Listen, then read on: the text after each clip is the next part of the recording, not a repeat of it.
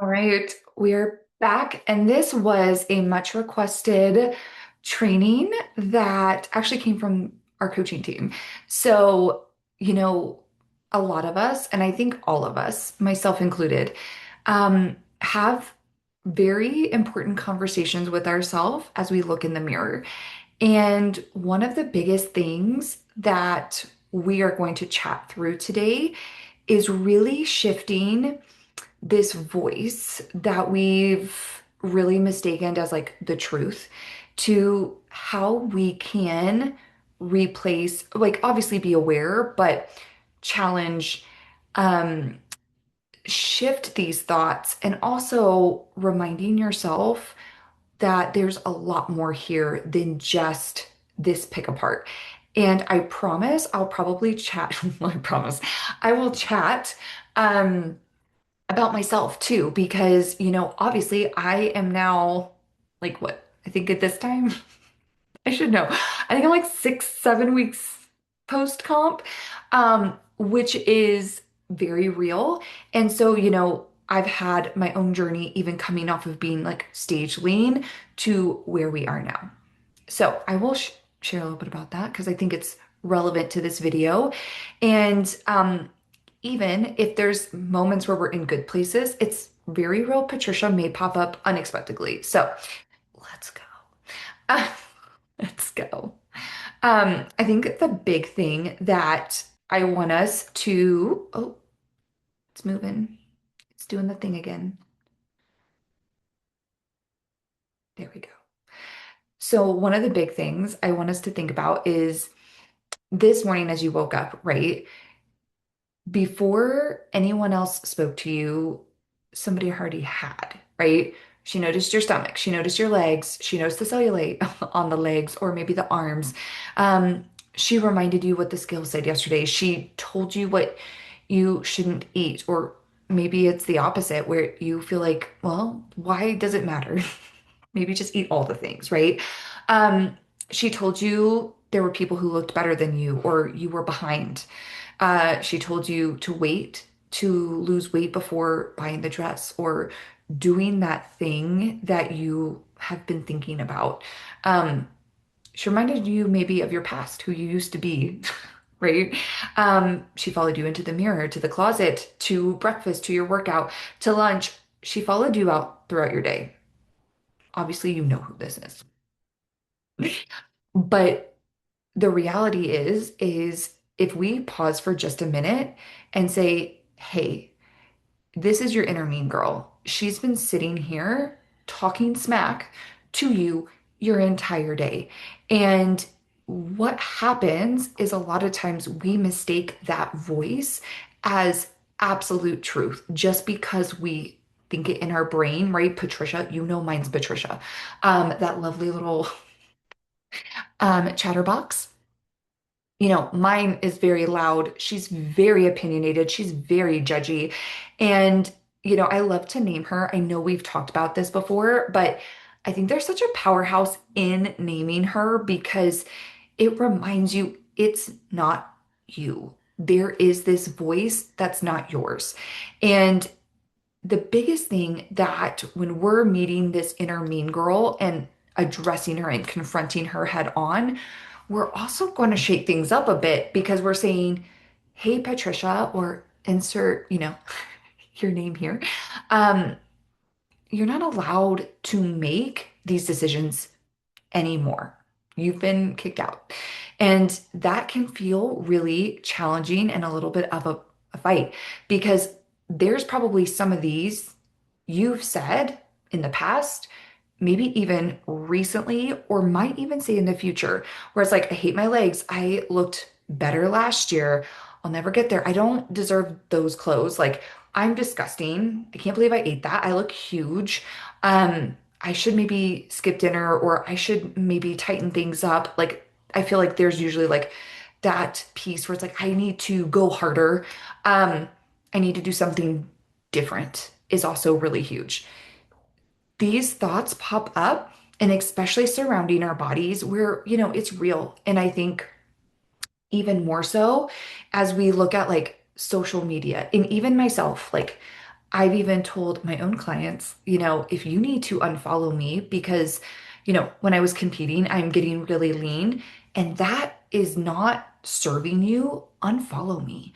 Not because I feel like I'm trying to intentionally be annoying or hurt you, but if I am or causing chaos, we don't need that. But the social media world can very much skew what we believe a fit body looks like all the time. And, there's competitors, there's also posing and lighting and perfect pictures and curated, they're, show these people are showing their highlight reels. And we take that as like, well, why don't I look like that? Why? Oh, like I'm never gonna get there. Like, and so this is one of those moments where that inner mean girl, her voice can be so loud and so powerful that even though we are these people who are like, I'm not settling, I'm not giving up, she can kind of squash you, right? And if we think about it, the person you spend the most time with every single day, it's not your spouse, it's not your kids, it's not your coworkers, it's not your best friend, it's you, right? It is the conversations that are happening every single day. It's you. And you are going to, I always say this, and this is gonna, I probably have said it before. Um, but I think one of the biggest things is like the realization of like you are the only guarantee you have for the long haul. So you are going to have to take care of you. And if you don't have that relationship in your brain, like if we're constantly leaning into Patricia and the inner mean girl and thinking, if I just beat myself down enough, it's gonna fix things, it already would, right? But you are gonna probably be the biggest bully in your own life, period. And it's not some other person. It's the one in the mirror, and it's the one that's talking to you all dang day. And so, one of the things that I have personally been thinking about, like it was just a random gym thought, was, people don't always align consistently with their goals, right? People align consistently with the relationship they have to themselves, right? If you have a beautiful relationship with yourself, you're going to bring that energy and action and everything because it's this respect and devotion versus hating self. And trust me, if you go to an old version of Sierra, I tried that for a very long time to hate myself, I thought that was going to bring me and move me forward. And all it did was stagnate me and push me further into that self-loathing. So I'm kind of going off on a rabbit hole. Apologize. I'll get back on.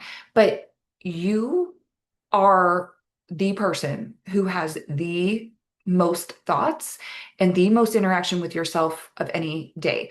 And, if you're constantly like this picture, it's like one of those moments where it's like all of those thoughts that you're thinking. Now, we have, I mean, they've done research. They're saying 6 to 10,000 thoughts a day. And, some of those are work, family, life, all the things. But a lot of times too, it's about yourself and your body. That's going to be the longest conversation of your life. So what I want us to think about is if I said this earlier, I'm jumping ahead, but if Patricia, your inner mean girl, if that strategy worked for you, we wouldn't be having this conversation right now. The coaches on our team wouldn't be like, this is something that I think we need to bring up and talk about. And you wouldn't still be listening and speaking to yourself and having these moments like that. Now, I'm not saying everybody's having these moments all the time, but I bet you're having them in moments. Maybe it's when you've had an off day or you feel really tired or you feel watery or you ate something different and you're bloated. This pops up sometimes when we least expect it, even when we think like we're got it together. Because I feel like I have a pretty dang good relationship with myself, but Patricia is always there. Um, always, always there. Now, I want you to think about this. I want you to imagine Patricia, or your name inserted here, is applying to become your coach, right? She's going to coach you, take over your fitness, mental journey, all of that, and your nutrition. But she is going to be your coach. Now, here are some of her like coaching strengths. She finds all your flaws. She is never satisfied. She compares you with all of her other clients, right? She calls you names. She picks you apart. She panics if she feels like there's a mistake. You made a mistake, or you learned, like you've had to go through the process and failed and do all the, she's just like, that was a problem, right? Believes food is punishment. She never celebrates your wins. She only is there being like, you need to fix this. You need to fix this. You need to fix this. I mean, seriously, would you hire her? And I know you're saying no. And if you're not, we need to talk. But if we're sitting here being like, no, I would never hire that would never serve me as a coach. No, no, thank you. I don't want that as a coach.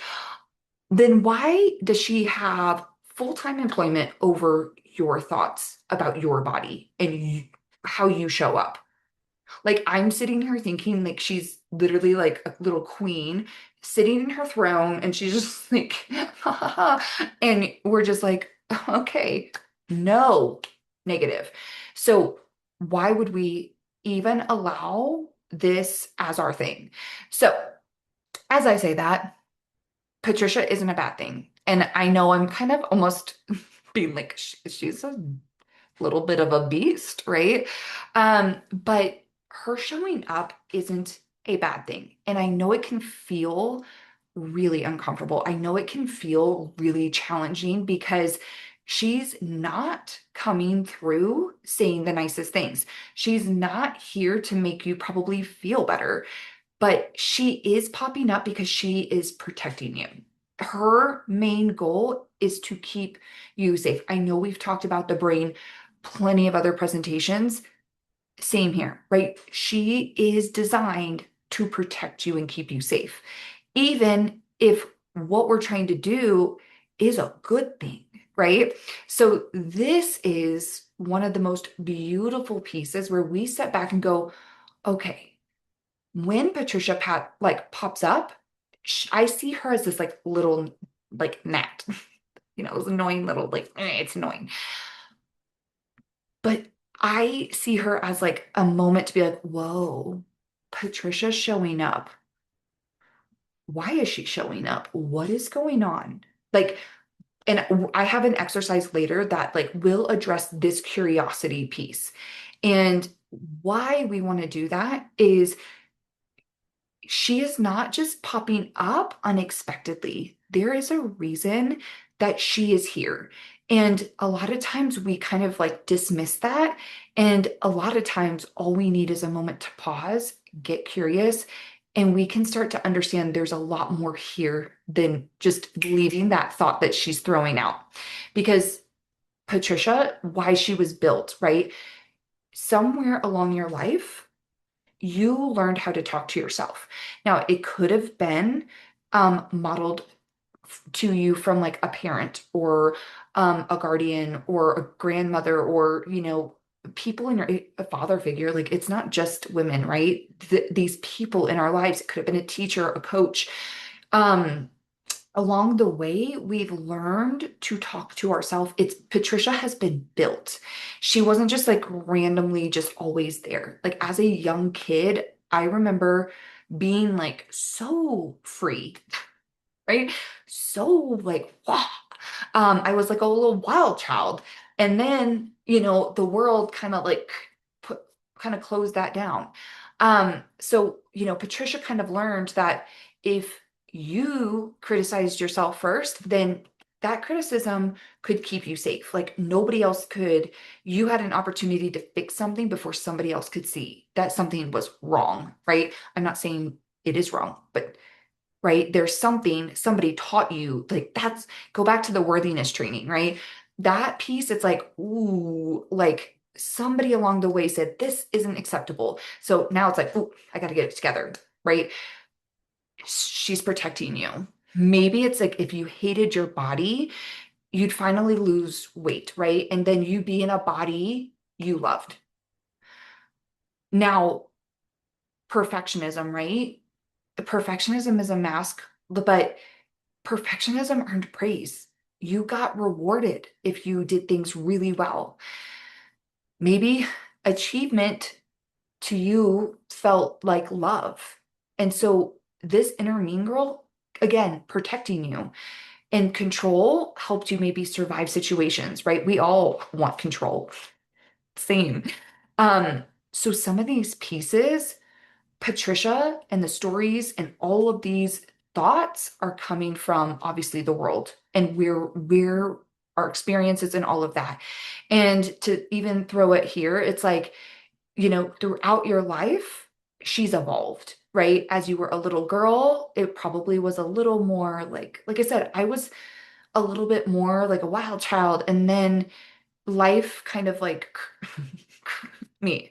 Um, I'm undoing that now, but it's like that moment where you start to build on from that young age. And then as you get into a teenager, it could be friends and peers and, like I said, coaches and whatnot. And then you go into adult world and same thing. You have all these pieces. And so our thoughts are on loops, right? They're just loops and things we've created and protected over time. So, we think about, I've said this before, but I think about that dirt road. You're on a bicycle and you've been traveling down this path for the longest time, for 20 years, up and down the same path, same amount of mileage, same bike, same path, right? Same thing over and over. You know, what once was probably a grassy field that you just kept running over, now there's like a massive divot, right? There's your bike just just cruises on and on. It's easy. It's simple. You don't have to do anything. But what happens when we try to step out of that thought, right? That thought is so quick, so automatic, so like it's known, right? That path is embedded in our brains. Now, when we try to shift that out of if you're like, no, I love my body, right? And you're not trying to go there and creating a new thought takes time and intention and purpose. And a lot of times it's always here to remind us like if we're going to build a new path, it's going to have to take time to this thought is so automatic while this new thought is going to have to take time and practice and repetition. Think of it as that grassy field again, but now you have a brand new bike. There's no path and you have to step back and go, you know what? I'm going to have to get hit by this tall grass, right? As I'm riding through, I'm going to get hit by this tall grass. It's not going to be an easy journey, right? And maybe it takes you a couple of months just to flatten this grass. And maybe it takes you a couple of years to just get that path, right? And now we've got the path going and it starts to become more of a thing. This is where, you know, we can start taking back our voice and not giving it to Patricia, right? Just because Patricia says it doesn't mean it's true. So it's not so, even though she's trying to protect us, it doesn't mean it's serving us in any capacity. And I think that's one of the hardest pieces, right? Because Patricia tends to lead more with fear and shame, perfectionism, judgment, people pleasing, guilt, comparison. Like there's all these almost like advisors where she's like, ooh, like, which one do we pick today? Which one do we want to lean into? And it's real, right? Because your brain always wired to survive, not thrive. And so if it's going to remember some of these really powerful emotions and it wants to keep you safe. Now, you're not in any harm, right? Just because you say or think something, you're not in physical harm, but it does cause a lot of chaos within. And think about it this way, your inner mean girl can be the judge. She's trying to protect you, right? She's trying to help you improve. That's really what she's trying to do.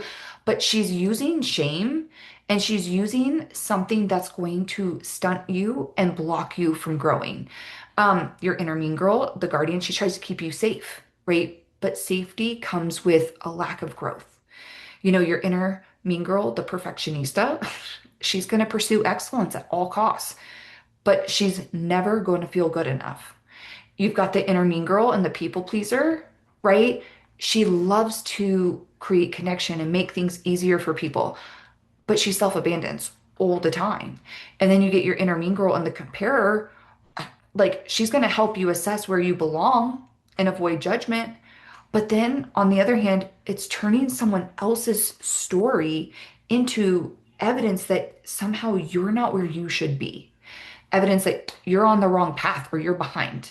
And that's not true either.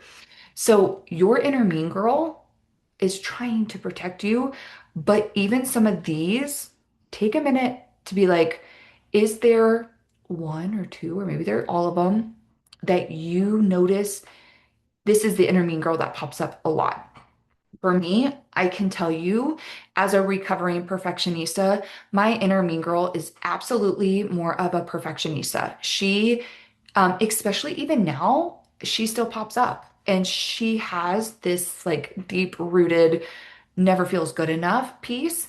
And it's one of those things, again, how long have I put that thought into motion? And I have continued to challenge that thought and show up messy. And I've continued to be like, I call myself a recovering perfectionista because I am. And I have learned to be messy, but she still pops up. She still pops up. And, one of my old ones was definitely being more of a people pleaser. I was definitely there. Like, again, go back to that worthiness training, my circle, you will remember. Um, but this is, you might have some that are like, you're like, wow, yeah, that's my inner mean girl advisor. Like she's the one who takes the crown the most, sits in that throne, right? And she's just like, let me take over. I got it. I got it. I'll take her, I'll keep her safe. But just remind yourself that like you are always being led. It's not if, it's who we are allowing take the driver's seat in our brain, right? Who's sitting on that throne. So when you're looking in the mirror, it's stepping back and going, who is driving when you are looking in the mirror? Who is it? Is it you or is it Patricia?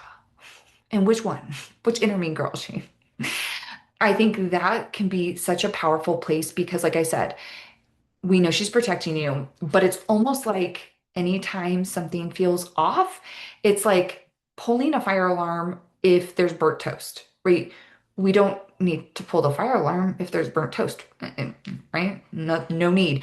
But it's like imagine every little perceived flaw is like alarm, alarm, alarm, alarm. Oh, cellulite, alarm. Oh, rolls on my body, alarm.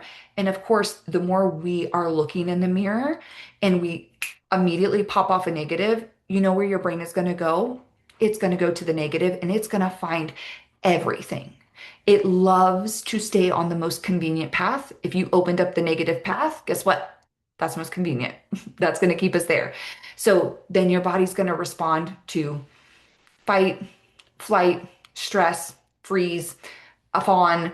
Like, it's no wonder that we have a hard time pausing those thoughts and being like, hey, that's not true. That's right.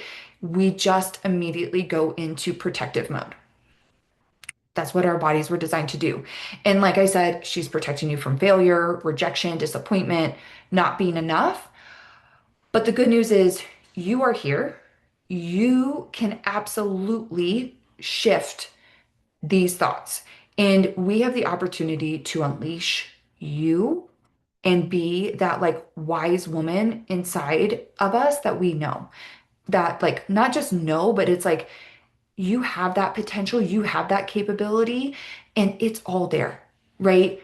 We are the butterfly. Like when we're the caterpillar, we're the butterfly's already within. So here it's like your voice is there. It's just Patricia's like sitting here screaming and you are whispering. And so you can't hear the whisper above all the noise, right? Like I said, Patricia's loud, opinionated, and she's judgmental. And of course, like when we're talking about like there's more thoughts than just on your body. I'm kind of more focusing here on your body. Now, this can work for like all thoughts, just throwing that out there.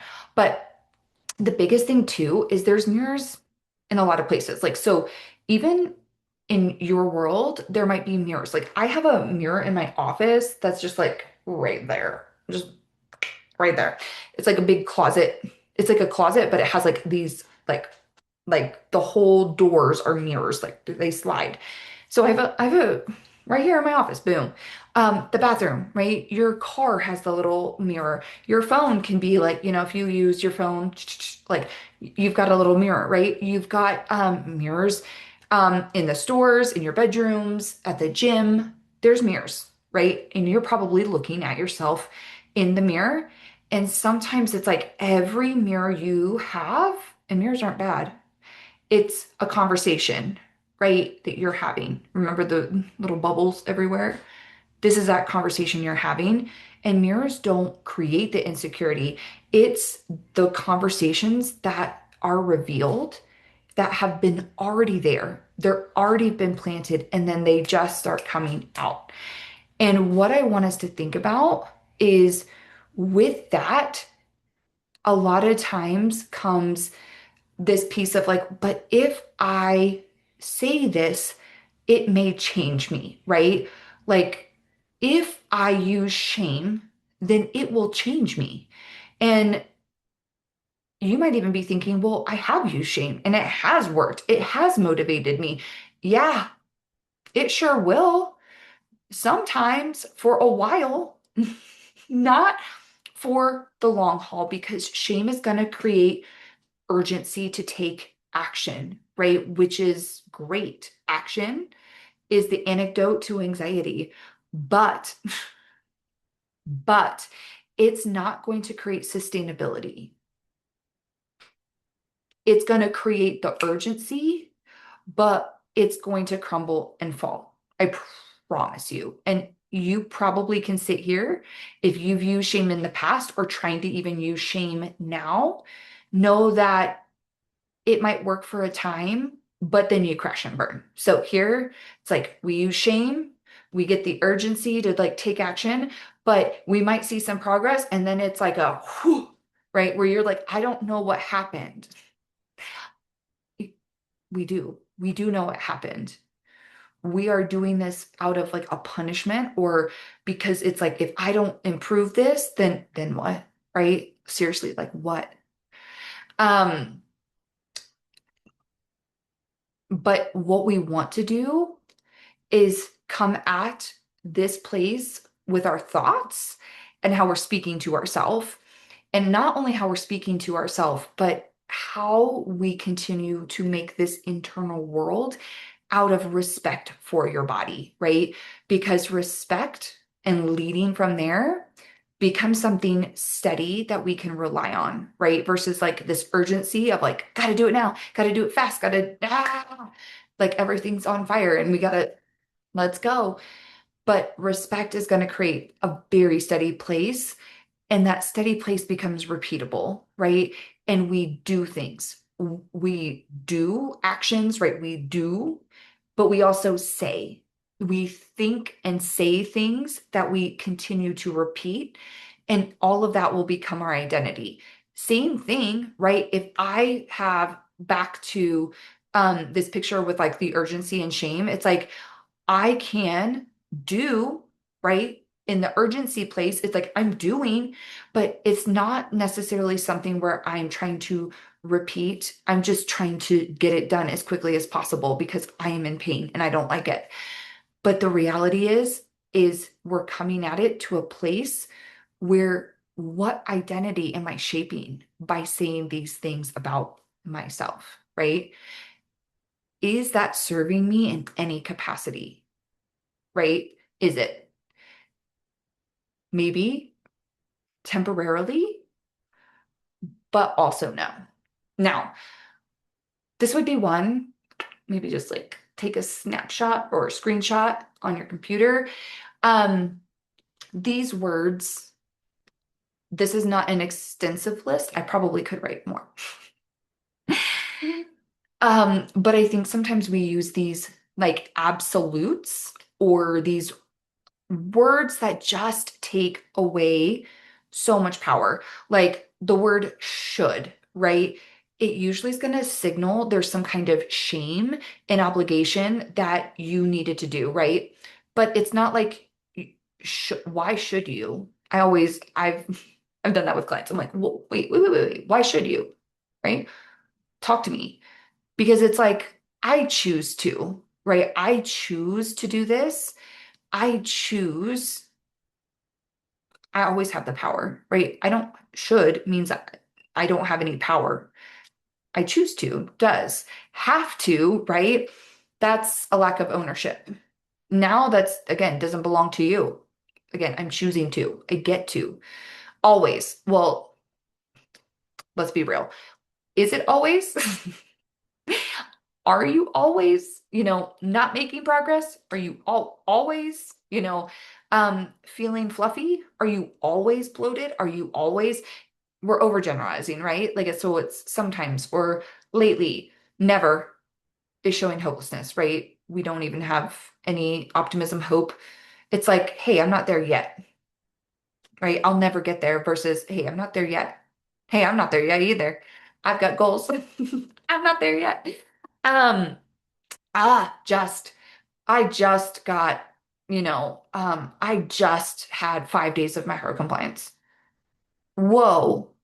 See the lack of power? Like you're minimizing yourself. Just take out the just. I had 5 days of macro compliance. Different story. All we did was take out a word. Remove it. Just take it out. Because I will catch people all the time be like, whoa, only? You only did what? No, you did that. You did that.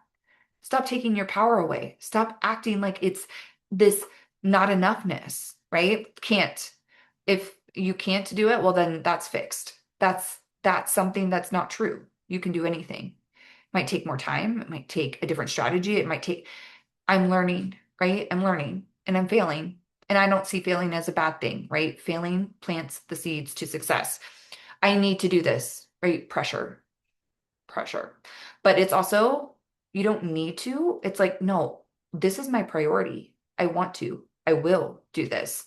And failure, right, almost feels like a finality. It's like, this is the final, this is it. When it's really like, cool, I failed. I collected data so I can come back bigger and better and do something, either tweak it, refine it, do something completely different. Um, but failure, like I said, plants the seeds to success. Without failing, it's like we wouldn't be walking, right? Like you didn't just come out of the womb walking. You failed so many times and you got back up every single time. It's just one of those things of like we collect data, we grow, we learn, we fail again, we feel better. But these words, watch your vocabulary. Watch how you're talking to yourself. Because either we're setting our brain to think in a space that's like not enoughness, right? Or lack of power and lack of just owning who you are and what you want. No, that doesn't serve us. So I threw that in, really kind of probably not needed, but it might be one to just watch. Don't worry. If you're one of my peoples, I'll watch it for you. Because when somebody puts it in a check, and I'm like, wait a minute, wait a minute. Um, but like I was saying, like how you speak, your words become your identity, right? So if you're sitting in the mirror being like, I hate my legs, my arms are so flabby, right? Oh, I've got these rolls, my, stomach is so pudgy, I'm disgusting. Are you allowing to lead at this time? And which of these people in your brain, Patricia, which of the advisors, like I was saying, are trying to protect you?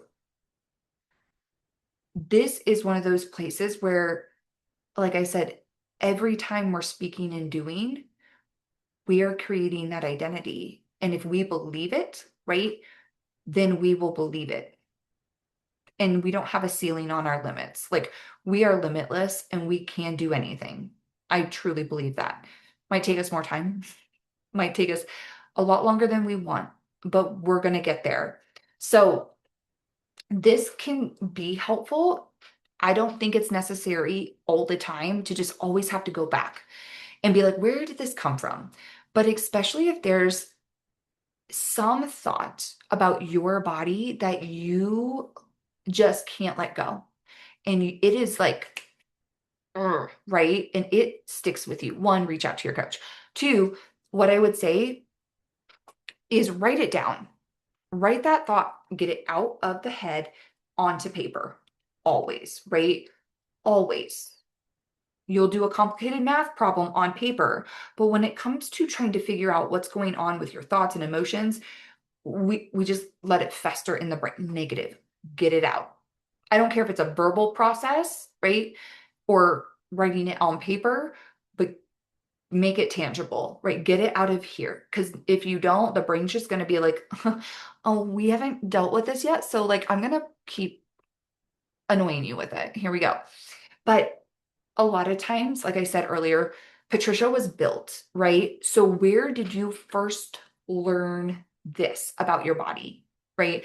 If it's your stomach, if it's your legs, if it's, when I was, oh my gosh, before when I was like 250 pounds, right? Versus where I am now, I was called Thunder Thighs, like by everybody. It was like, I had big legs. Guess what? I feel like I still have big legs. And the reality was, though, was I learned that from other people. And other people, I never had a problem with my legs until somehow other people seemed to have a problem with my legs and started naming it and calling it. And then guess what I did? I internalized that. And then I started to hate my legs, right? I hated my legs. I love my legs. I love my legs. I can say that with full confidence. And I'm trying to grow these suckers. Like, I'm not done, but I love them. I'm so proud of how they've grown and I'm so proud of them.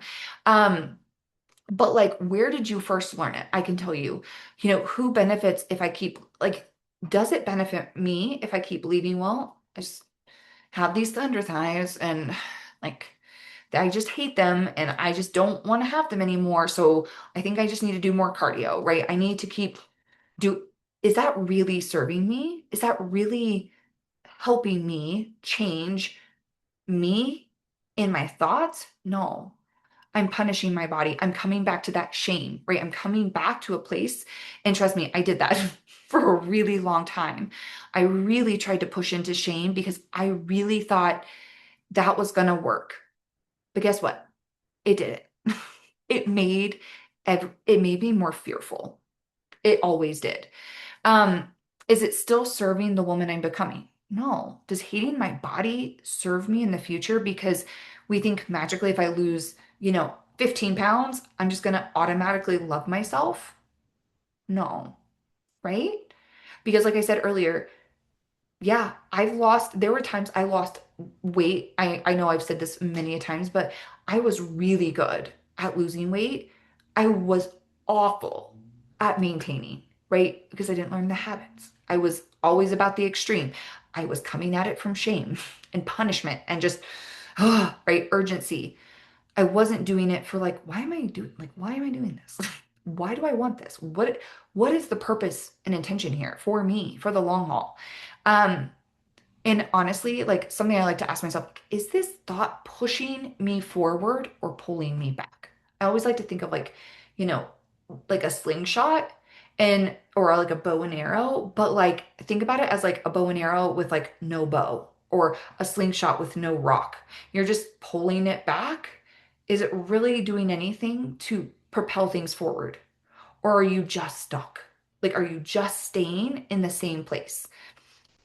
So that can be sometimes helpful if you're needing to kind of rediscover where it came from.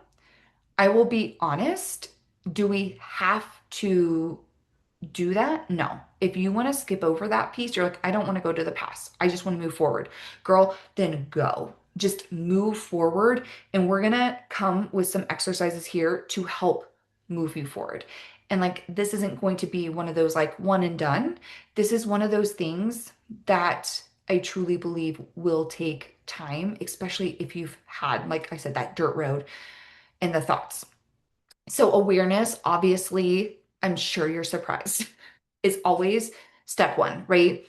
But awareness doesn't create change. You can understand what you do and still repeat the same patterns. You can catch yourself being, excuse my language, a complete asshole to yourself and still do it, right? You can be like, oh, yep, there's Patricia.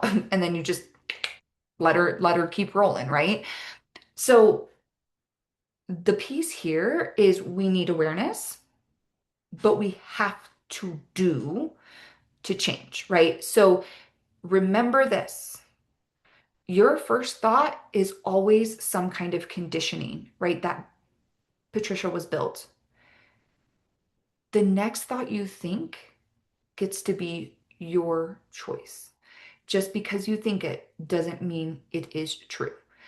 So, awareness, being aware of what you're doing and saying is step one. Now, we're going to move into some of the exercises. Um, One of my favorites to kind of make the shift in our thoughts, right, is like I said, we're not going to stop the initial one, but we can help ourselves choose new thoughts. And a lot of times, what we need to do again is get the thoughts out of our head. I know we've seen this before. It's powerful when it comes to any thoughts, even if it's not about your body, but you're having a thought. And maybe it's even just a thought, not about your body, but in your fitness journey. Like, trust me, even with as like a bikini competitor now, like I have my own thoughts that don't serve me, right? And as I'm trying to improve and move forward, there's always going to be Patricia there trying to keep us safe. So it doesn't mean, obviously here that as we are taking taking account of our thoughts, it doesn't also mean that we just settle, right? We're not just accepting, we're not just like, okay, well, now I'm aware and I'm just going to accept that this is how I am. Negative. We know there's more out there. We know we're capable of more. And that's why we want to do this, is to get very clear understanding and doing it on paper. This is not one I'd verbalize. I would ask you to do this one on paper, and all you need is a notebook. T-chart it up. You know me and T-charts. But write your thought, right? Write whatever thought pops up in your brain. Write it.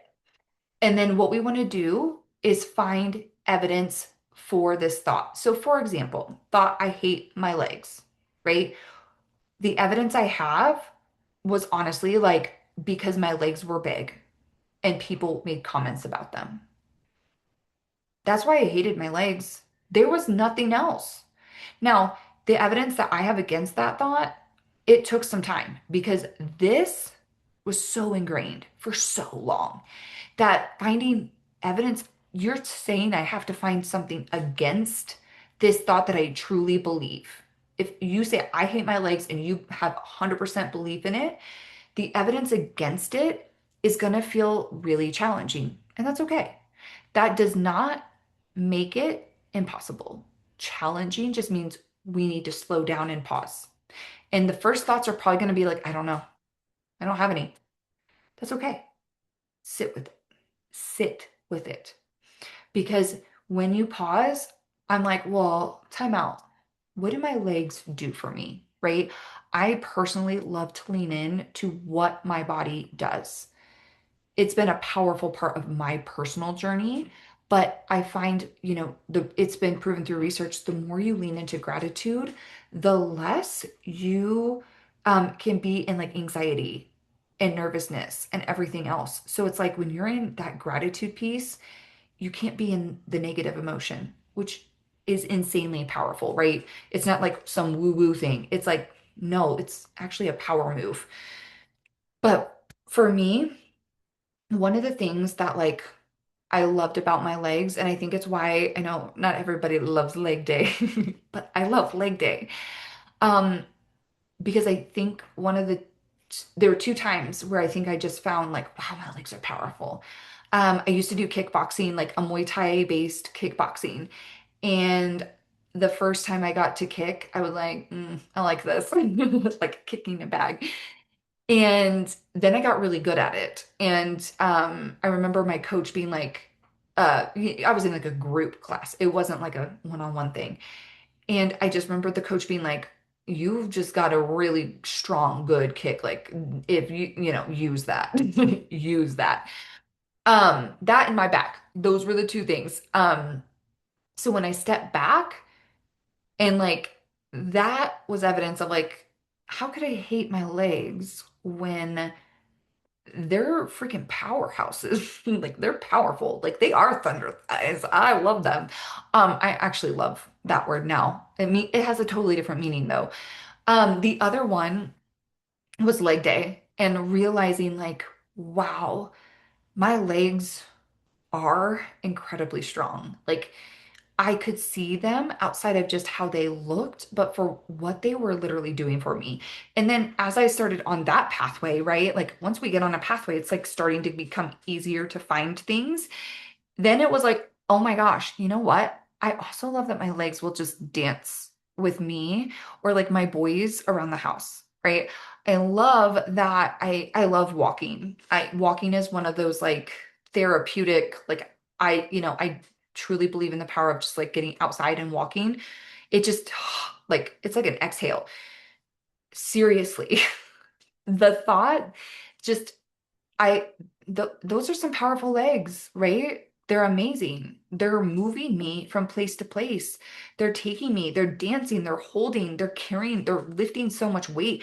They can kick really freaking powerfully.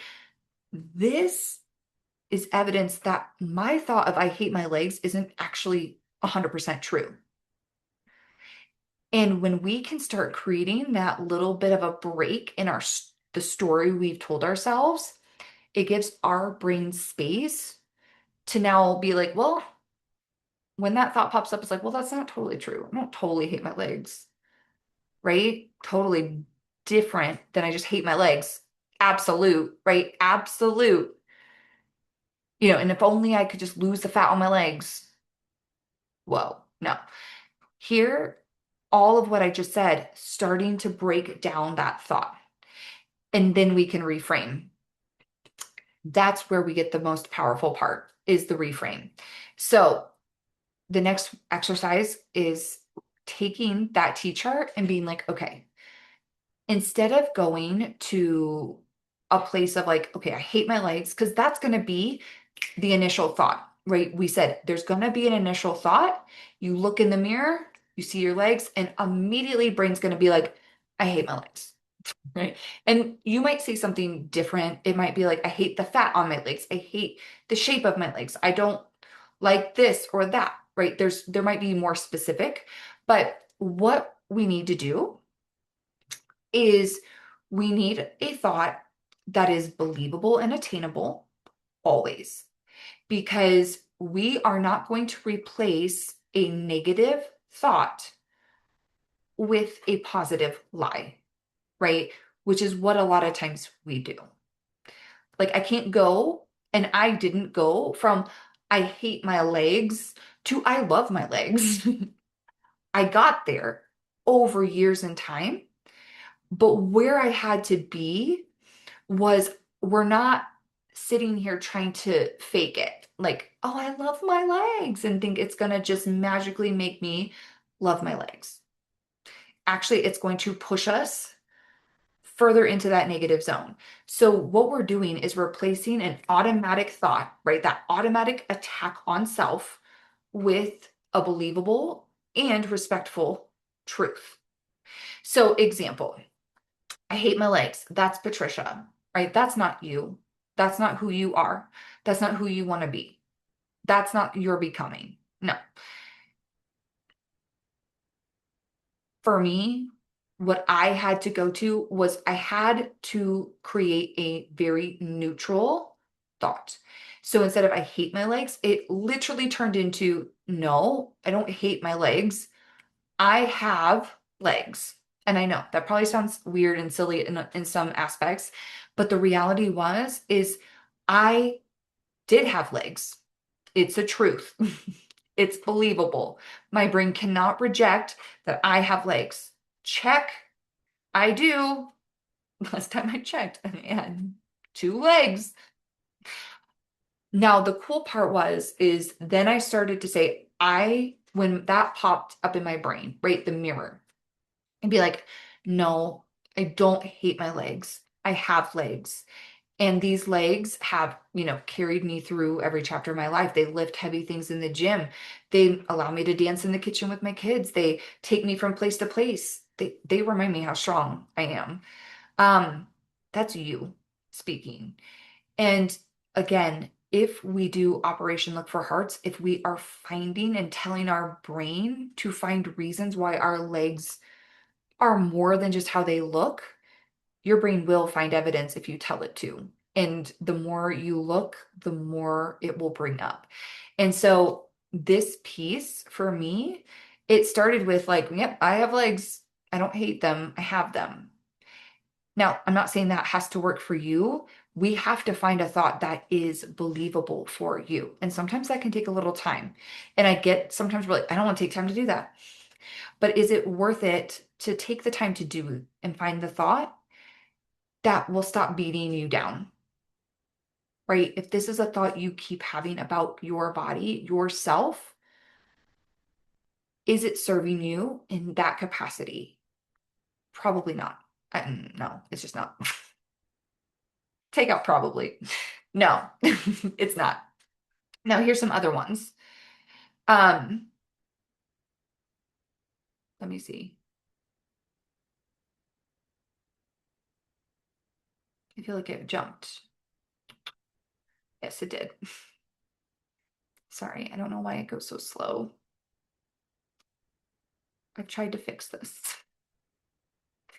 But anyway, some other examples are I hate my flabby arms, right? Um, Again, a very simple reframe is I have arms, right? You do. You cannot dispute that with your brain. And then you remind yourself, like, okay, what do these arms do for me on a daily? They help me cook, right? They allow me to hold my people, give them hugs or give them love. Like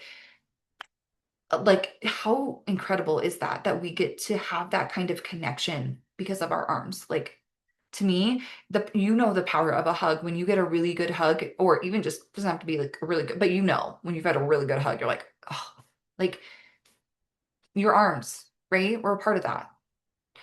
They lift heavy weights in the gym. Even like your arms probably have grown and shifted over time. These arms allow me to cook food and bake and do things I love. Like these arms also like let me craft, which I love. Um, Again, I hate my stomach, right? And I know some people this is a very sensitive area, real. And even I will say, post prep, this is probably the area for me that has actually gotten a little bit like wider, thicker. And, for a little bit, it was like a huge adjustment of being super freaking lean and then being here, which is my normal body, right? I'm not supposed to be super freaking lean. But that stomach did pop up for me post show, post prep. And, there was also a time I just, my body was just holding on to water and it did whoosh it out. But like, I was like, I feel pudgy. I feel all this way.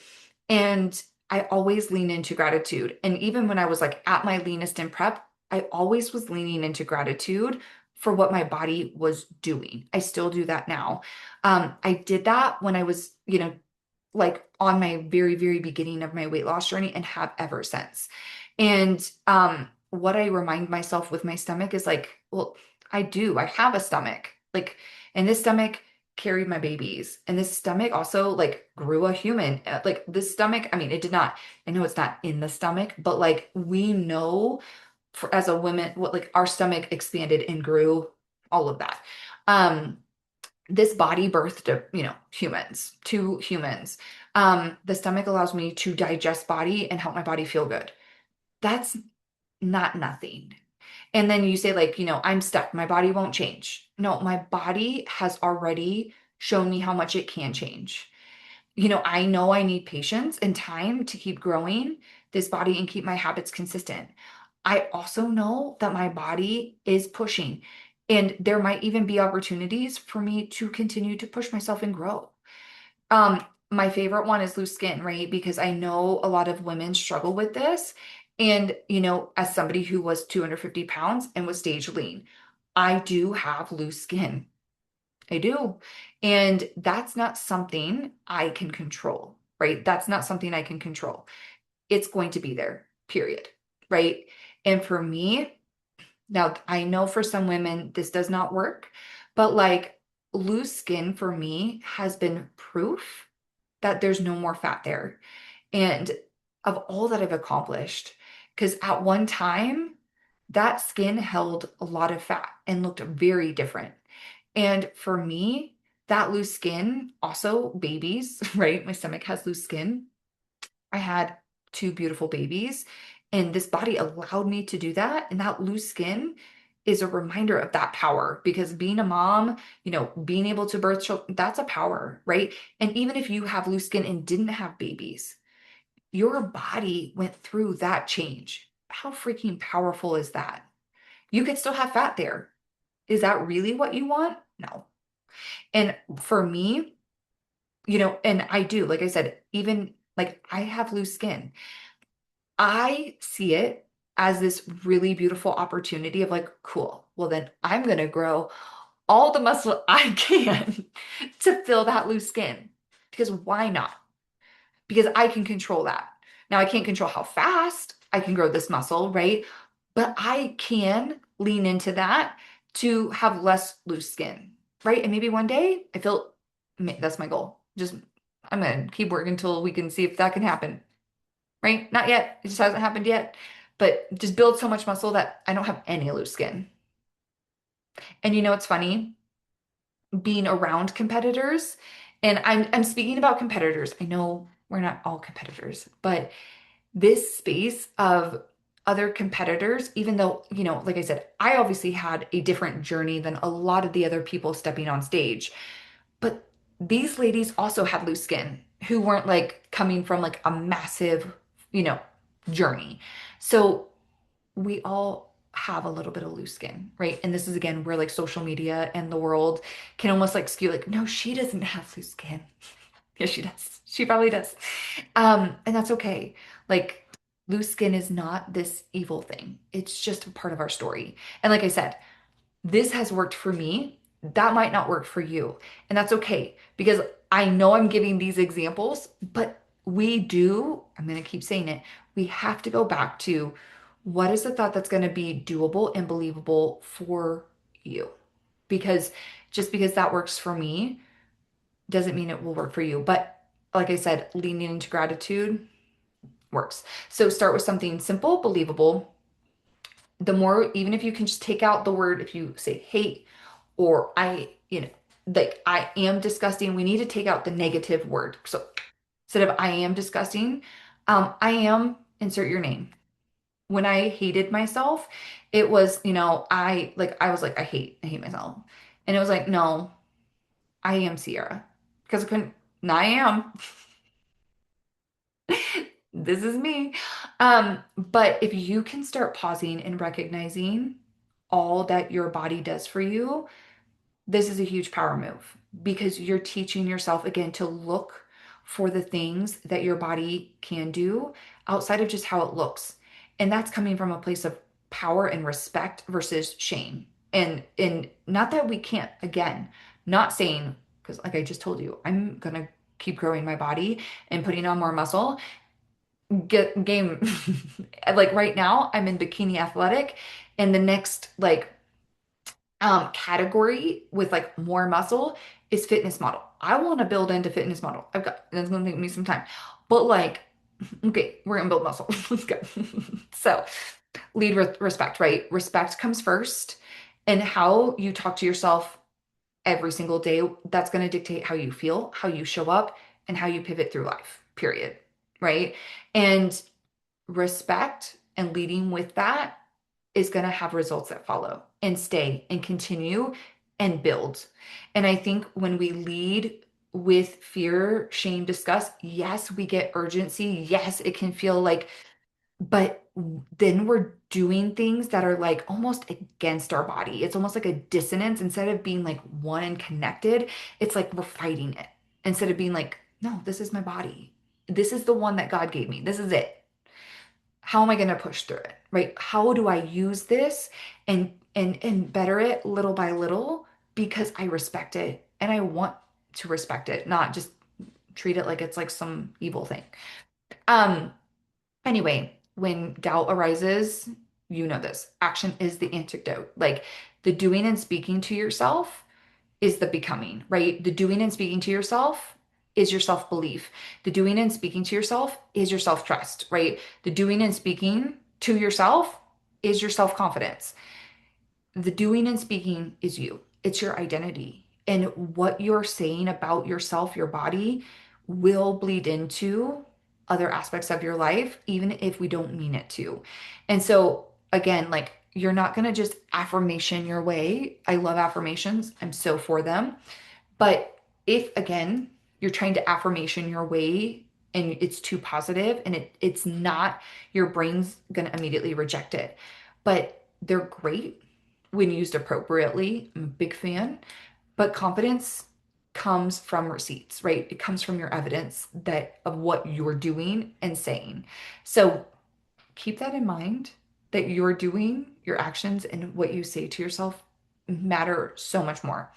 Now, if, oh, sorry, if you're having trouble finding your voice, right? You're like, Patricia is just too loud. Cool. She's gonna be, right? Borrow my voice until it comes. Borrow my voice until it comes. Because seriously, when do it even this week. Like, think about it that way. When Patricia's chattering, I want you to pause and be like, well, what would Sierra say? And yes, I'm being serious, but like, honestly, would I talk to you like you're talking to yourself as you're standing in the mirror? Would I be like, yeah, yeah, you are pudgy. Yeah, that cellulite on your legs. Negative. Negative, right?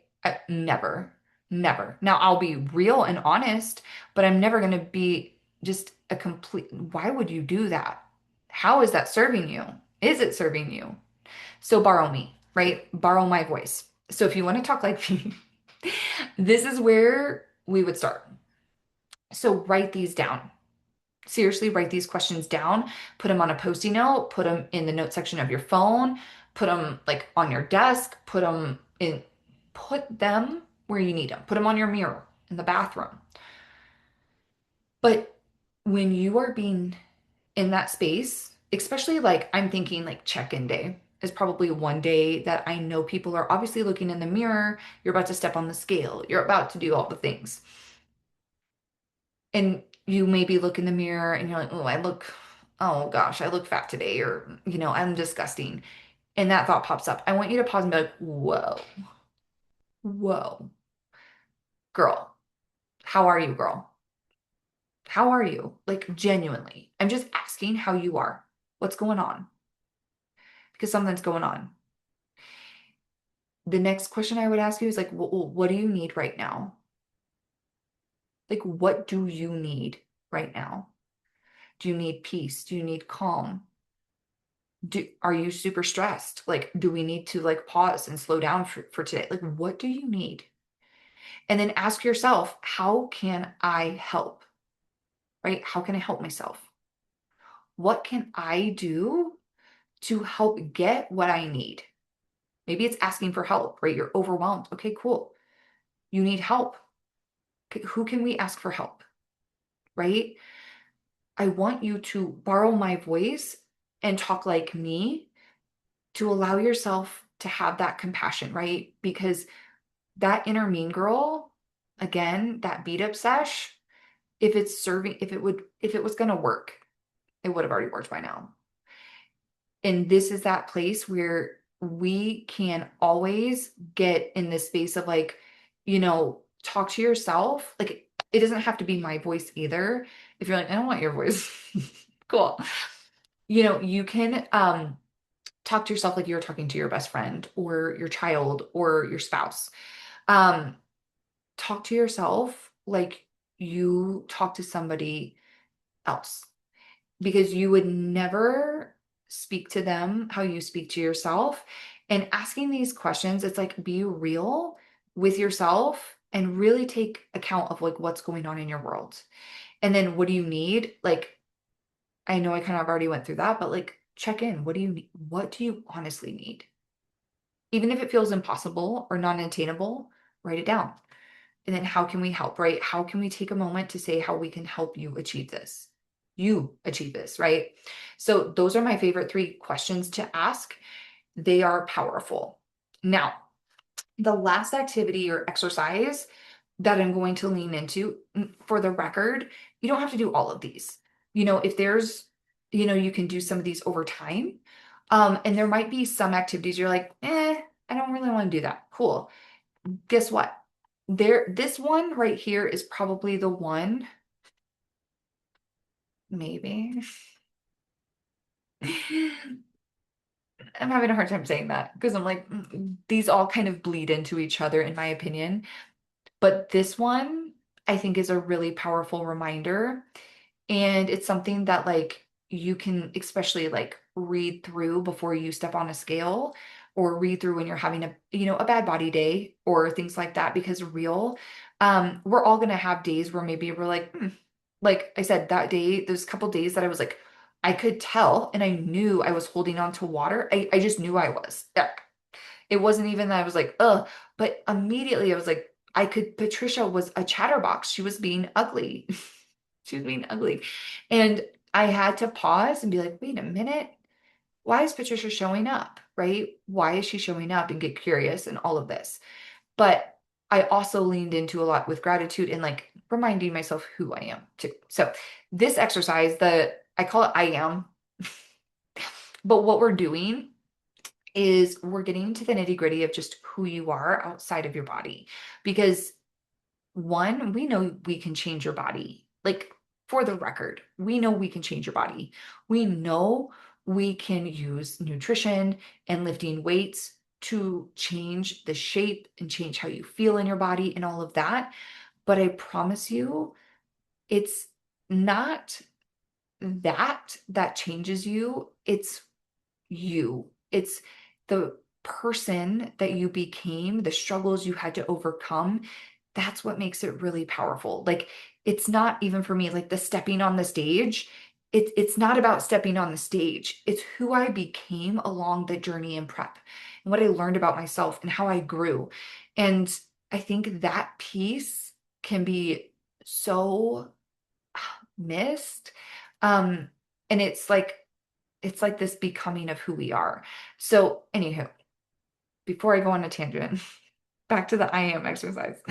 Um, if Patricia spent years, right, teaching you and convincing you like your identity lives in how you look and in the mirror, um, like, okay, the number on the scale, your jean size, cellulite, stretch marks, loose skin, body fat percentage, a photo, a body you used to have, the scale you used to be, all of that.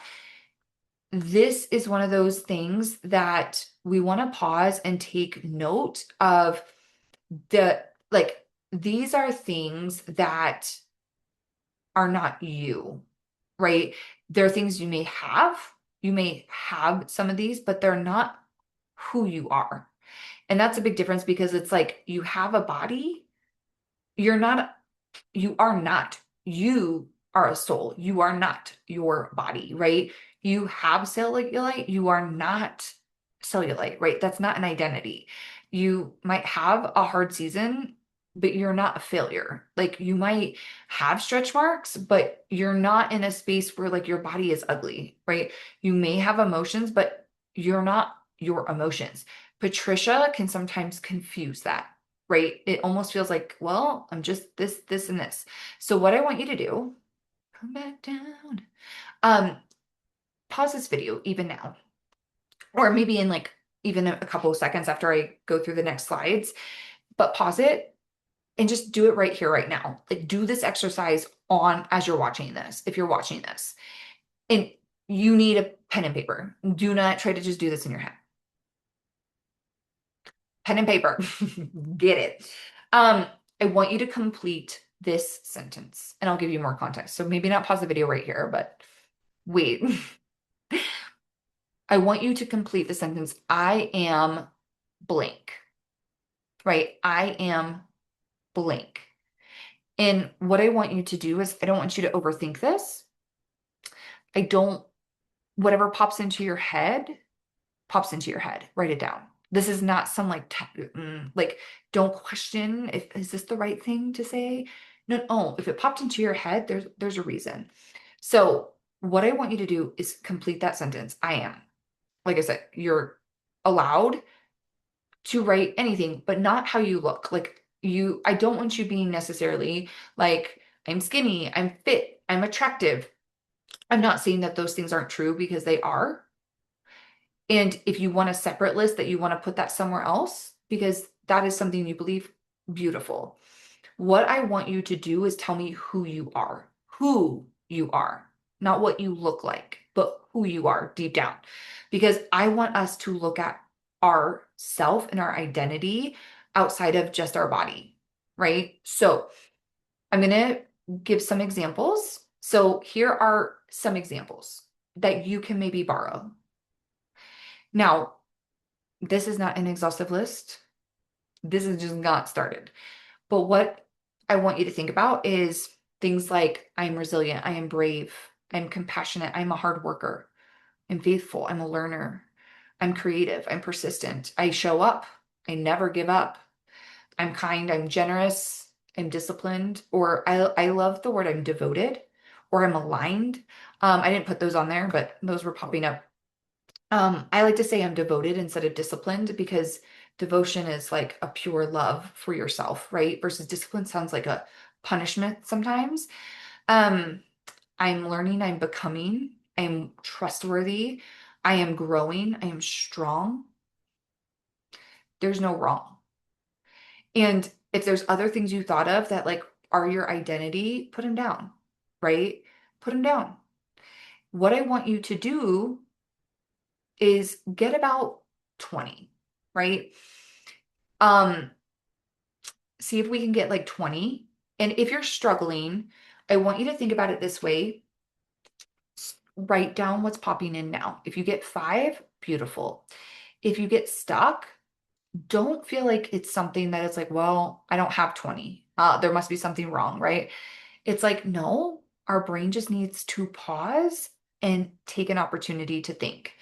And sometimes what we can do is ask like friends, family members, loved ones, anybody, right? It could be your kids, it could be your spouse, friends, coworkers, and just ask them about like if you had to, describe me, how would you describe me? Because I bet you might be surprised with what people will say about you. And one of my favorite things is a lot of times they'll see things in you that maybe you had never even considered. And so, what I want you to do is I want you to try to get 20, right? If for some chance you got 10, you got 10. Beautiful. If you asked people and you only have 10, great. You don't only have 10, you have 10. And we can always add to that list because I bet you the more you read that, you're gonna be like, you know what? I also have this. I also have this. Um, but post them in the mirror in your bathroom.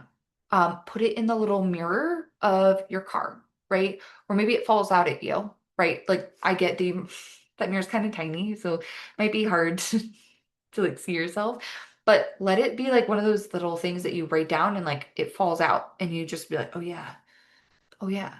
Put it in the planner, like, you can type it up and put it in your planner, type this up and put it a little bit everywhere, or you can write it out.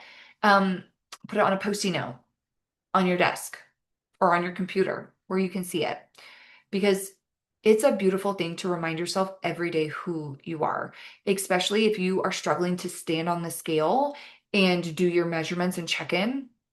This can be a really powerful moment to just one, Take account of how you were feeling about yourself and your body, how you were feeling about like your week and how you did before stepping on the scale, and also reading through who you are, right? Before you step on that scale to remind yourself, like, you're not a number.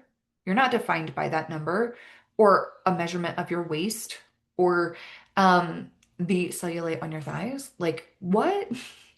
Guess what? You are you and you are who you are, like what you do and you speak, right? And what you do, a lot of this is who you are and what you do. And we want to start matching how we speak and think, right? Those are mirrored all the time. Cool. So the goal would be keep collecting evidence to prove who you are. And we're coming from a place with your body with respect, right? Now, biggest thing, pause this video because I know it's almost done. But what I want you to think about is there's going to be a moment in, might be today, tomorrow, in the near future, that you look in the mirror and Patricia will probably be there. Guess what?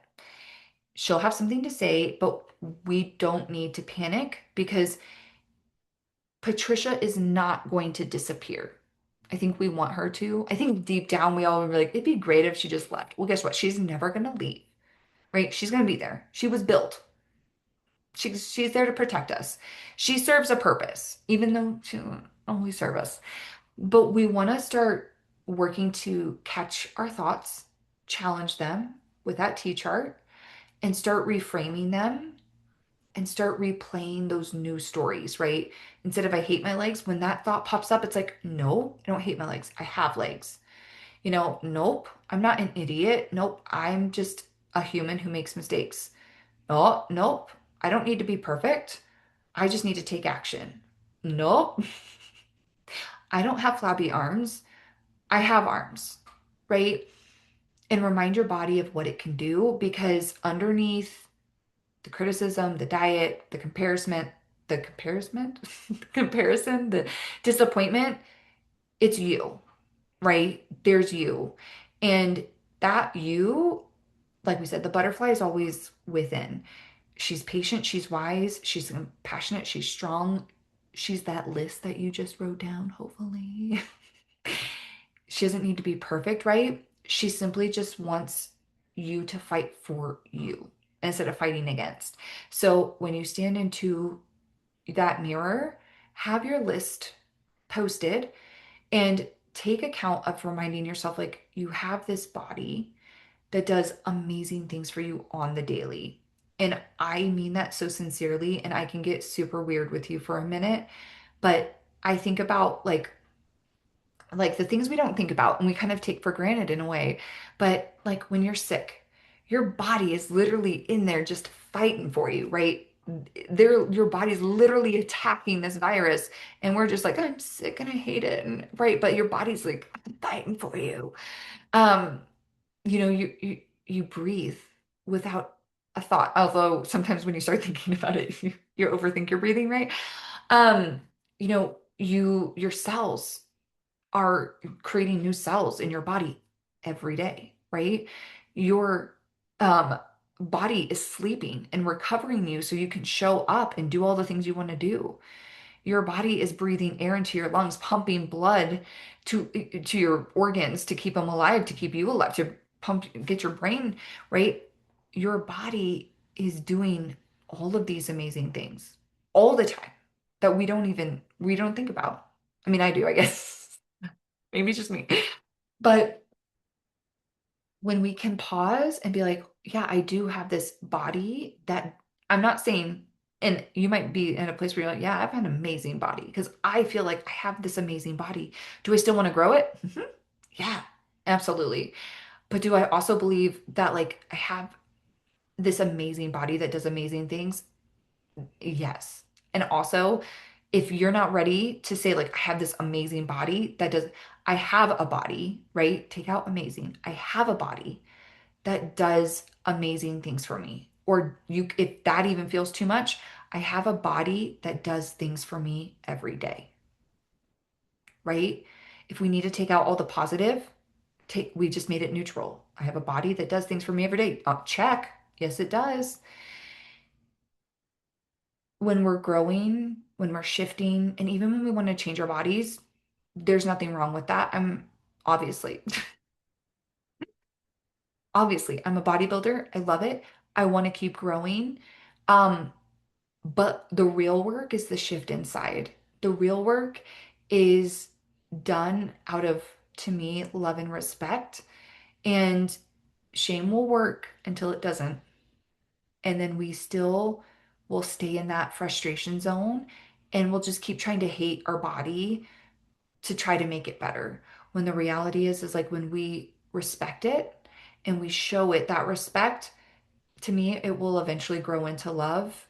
And then it's, when we get to that place, it doesn't mean we don't want to improve it or there's not going to be bad moments or bad days or hard days with our body because we're human and, life is always 50-50.